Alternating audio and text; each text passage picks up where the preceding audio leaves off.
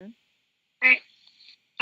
So number one, Jason Kim's spoke vulnerable about his relationship with his father.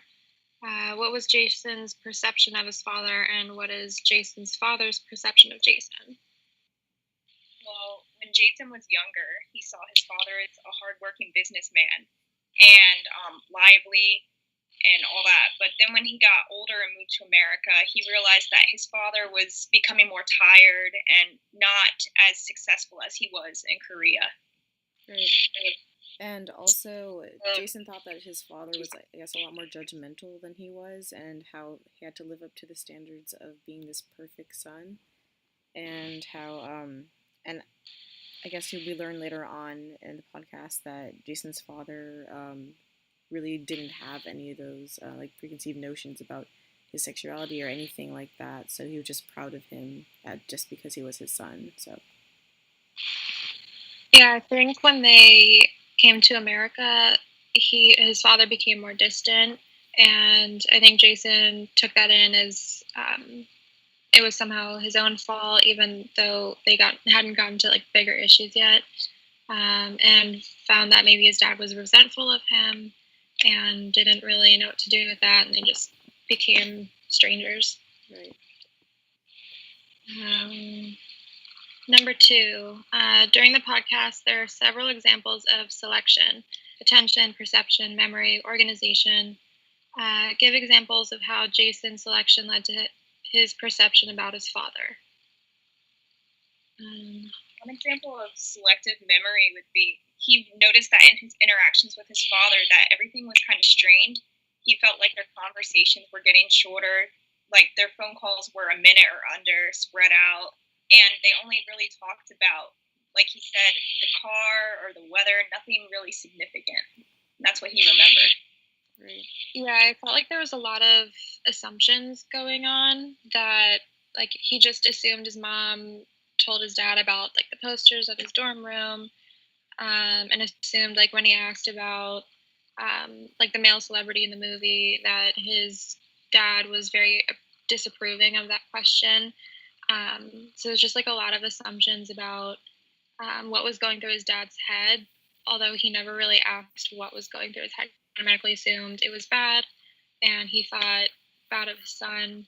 But really, his dad was just, he didn't really have an answer, and he didn't know about the posters, and so it just kept widening the gap between them. Right, and adding on to the point about the selective memory, he probably doesn't remember, I guess, like his efforts in the conversations as well, as he was going through new experiences in his life and exploring his sexuality. So he probably felt that he couldn't share as much, or felt nervous to share as much. I guess because like it was just unclear as to like what his father knew and like what he didn't. All right. Number three, did stereotypes play a role in the way Jason thought of the world and his parents view him? I would definitely say that stereotypes played a role. Typically, you see that Asian parents are very strict of their children and have very set standards of what they want to be. Jason talked about how, even with his profession, how he felt that he needed to become like a medical professional, a doctor, and how he felt that he had let them down initially by becoming a writer. So I think that he was just playing back those stereotypes in his head, and that also like helped create a distance between him and his father. And I feel like his parents also stereotyped him as like a disappointment because he felt like they weren't proud of him anymore because he came out as gay, and he felt like they just stereotyped him as, you know, this gay kid who won't go anywhere with his life, a writer who probably won't have a successful career, when that's really not what they thought of him. Yeah, I think one of the things I wrote down was it was definitely about his sexuality, and I think he mentioned at some point how he felt like his dad thought that he said his gayness made him incapable of things. So I think he just kind of took on the stereotypes of gay people, how people look down upon them, and applied them to his parents, and just even though it was a very one-sided situation. Like, they weren't looking down on him for that. I mean, for a while, his mom was not thrilled with him wanting to become a writer, and she had good intention behind it. But the whole time he thought it was his dad who was very disapproving, when in fact his dad was the one to say, let him do what he loves, let him become a writer. So I think he just applied stereotypes to himself when they were unneeded. Great. All right. Number 4. What was the script Jason had developed regarding his father's perception of him? So I said he kind of stuck with like just very meaningless topics. Like you said earlier, they talk about the car, the weather. They were very short conversations. But he also stopped visiting his parents. He just stopped having a meaningful relationship with them, because I think he just started to take on the role of the discipline of the family, and just kind of ostracized himself. So he kept playing into that role because he thought that's what his parents were doing as well. Yeah, a script is something that you rely on because of earlier experiences. It kind of determines the way you act and what you expect. So he basically just expected his interactions with his parents to be the same throughout his whole college experience and adulthood, and he didn't really know how to change that. I agree.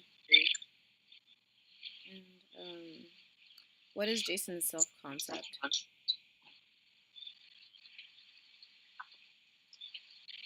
Okay. Let's go back. Do you want me to read the just textbook definition for self-concept? Sure. Okay. So each of us has a self-concept or a general perception of who we are. Self-concepts are not limited to perceptions of the present self or who we are now. Perceptions of past selves and future selves also contribute to self-concept. So, what is it? I'd say his self-concept was after the move to America and his father becoming quieter, I think he no longer viewed himself as a good son or the perfect son. But I think he still saw himself with confidence, someone outgoing, wanted to try new things, because clearly he still wanted to live a life in America and explore new things. He was excited to move, I think, to New York, and going to college, meeting new people and all of that. But I think ultimately, like, tying back to his parents, I think he's still struggling to view himself as the perfect son or even a good son. Right, and I agree. I believe that his self-concept was different in like the two contexts, like with his parents versus going to school, and especially with his parents, he didn't really take into account like the other experiences that his father had to go through. His like change and demeanor wasn't solely based on his son, and I think that's something that he lost like throughout his experience in New York and as they grew apart. Yeah, I think he had two separate self-concepts in a way. The self-concept of himself in Korea as a child, wanting to be a doctor, wanting to pursue the career his parents wanted, and then his self-concept in America when he went to college, and he embraced his sexual identity and wanted to hang out with more friends and go out and drink, but he didn't want to tell his parents about that self-concept of himself. Okay. How does Jason's relational self affect his self-concept? And the relational self is a process of constantly becoming who you are as a result of togetherness with others.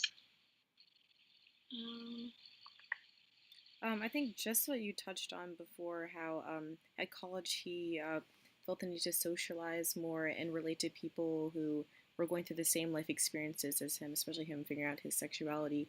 it started to create that divide between like the two self concepts. So just like him going out and experiencing new things. Yeah, I think since he and his father were practically strangers for so long, he didn't have that like togetherness with his own family. And I think being kept in the dark about his dad being sick for like a year and a half, just drove the wedge in deeper. And I think he couldn't really mend that part of his self concept because his relational self was pretty much obsolete with his parents. I mean, in a way, it did have an effect because his relational self was formed through the lack of interaction with his parents. So he felt like he was just a disappointment to them because he wasn't interacting with them. Mm-hmm. So that kind of formed his self-concept and self-image as well. Do you think culture played a role in Jason's perception of himself? Yes, because in Korea, you always think of the stereotypical Asian family, wanting their kid to be successful in school, wanting their kid to become a doctor or a lawyer, something successful like that. But, so that's how he thought he should end up because of his culture. And when he didn't end up that way, he felt like a failure, basically, even though he knew deep down he wasn't. Right, and even more so, I feel as though that Jason became more aware of the role of his culture when his father wouldn't take his kidney, because I think in the back of his mind he had thought before, like, oh, they are disapproving of me, but he probably didn't actually believe that until the father would not take the kidney, and he was just constantly thinking, like, why wouldn't they take it? Is there something actually wrong? Maybe they really aren't proud of me. Yeah, I think one of the biggest values in the culture might be just working so hard so that your kid's life can be even better than your own. And that was a huge part of why they did and came to America. That he found out later during the talk that Jason had mentioned loving school in America, and his dad thought, well, if he likes it there, if he'll do better there, let's go there, even though I don't want to. And I think when he didn't want to be a doctor anymore and wanted to become a writer, again, that was perceived as kind of a letdown to his parents, because it felt like, we came to America for you, yet you're not going to take advantage of that when you could. So I think it just puts a lot more strain on the relationship. Right, and what is the realization by the end of the episode, and how does it alter their relationship? Well, he realizes that his father never thought he was a disappointment, and that his mother was going to support him no matter what he chose to do with his life. So that changed his relationship with his parents, because he realized that they actually were proud of him, and all this time he thought they weren't. So now he feels like he can have adult interactions with them and spend more time with them and share more experiences with them. Yeah. In a way, I feel it's heartbreaking because he felt that he had to block off certain aspects of his life for so long. And given that his father is not willing to take the kidney at all, he knows that now there's a time put out on their relationship. He doesn't know how long it's going to last on dialysis or any of that. So just the feeling of missed time. Yeah, I think there was a lot of sadness over how ultimately it felt like a lot of their time spent apart was just miscommunications. Like, his dad thought, well, I guess his phone's not working, and Jason thought, he doesn't really want to hear from me. So they both just kept repeating that story in their head, and they got farther apart. So I think they realized maybe a little bit of how stupid they were throughout some of the years, and how if they had just spoken up from the very start, it could have all been very different. All right, in One word summarize this episode. Touching. An illusion. Journey. So